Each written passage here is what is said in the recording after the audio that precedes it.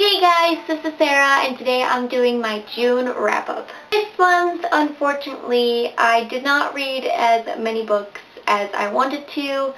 Kind of reminiscent of last month. I was incredibly busy.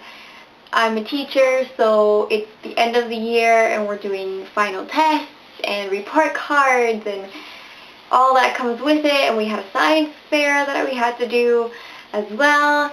And then I am also now a camp counselor for the summer, and so all of the prep that we're doing before we start summer we're doing now. So I've been incredibly busy and I only got to read 8 books, but 4 of those were for a readathon, and I have a separate readathon for that. If you did not know, I was part of the Reading Rainbow Readathon. My wrap-up will be linked down in the description if you want to see the rest of the books that I read this month. But the first 4 that I read that had to go along with my theme, I will mention now. So, let's get started. The first book that I read this month was The Unbound by Victoria Schwab. I read this with Abby at Abby Reads and our friend Jervon. We read The Archive together last month, which we loved, and we read The Unbound this month, which we also loved. I mean, I loved it. We loved it. It was amazing, and we are dying for the 3rd book. Luckily, Victoria answered our prayers, and she mentioned that the Unbound sequel is going to be one of the books that she releases in the next 3 years. Hopefully, it's earlier rather than later. I am crossing my fingers because we left at sort of kind of a cliffhanger. Like, not really, like the story, the plot of the book wrapped, but the life of our main character did not. And I just want to know what happens next, and I am dying for it.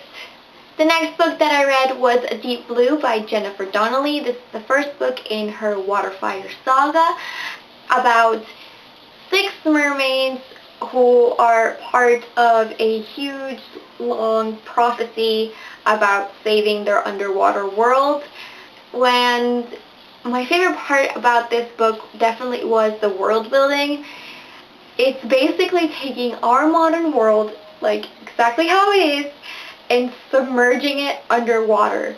Like, everything has a water like slang, and it's the same. It's really interesting, and although we have dark undertones with the prophecy and all of that, this book for me was generally just entertaining and fun and funny, and not the best thing I've ever read, but I read it really fast and definitely enjoyed it.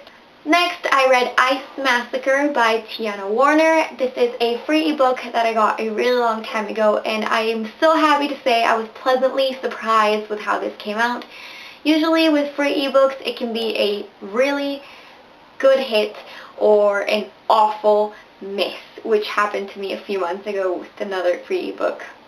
But this one was so good. It takes a more vicious, bloody turn on mermaids, and it's basically about this small island really close to Alaska that has been having these massacres for centuries, and they basically send out a group of men on a boat to face off against these flesh-eating mermaids to try to get their supply for fish back to their island.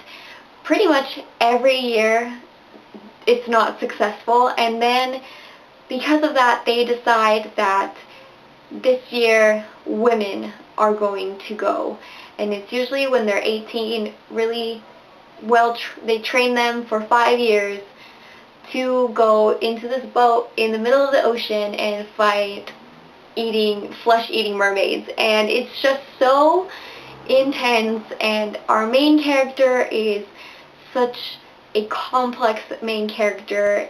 There's so much to this story that I was not expecting at all whatsoever, and there's an LGBT aspect, and I'm just like, goodness gracious, I want more. It's supposed to be a trilogy, but there's nothing on Goodreads that says when the next book is coming out, and I am dying because it was that good, you guys. It was that good.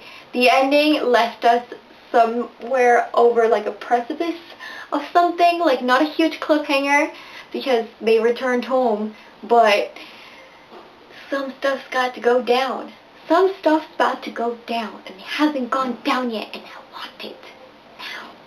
Then I read Rogue Wave by Jennifer Donnelly, the sequel to Deep Blue. Again, super funny, entertaining, definitely somewhat darker than the first one, but still there are undertones. It's not the big plot point, and I literally read this in a day.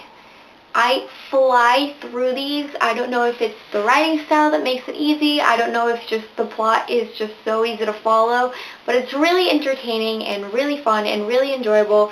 It's not my favorite thing ever, but I definitely really enjoy them, and I can't wait to continue for the next 2 books.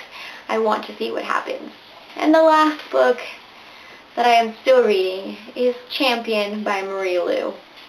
I'm 29% in. And unfortunately, toward the end of the month, the cable for my iPod charger decided to stop working. It doesn't charge. So my iPod is out of commission.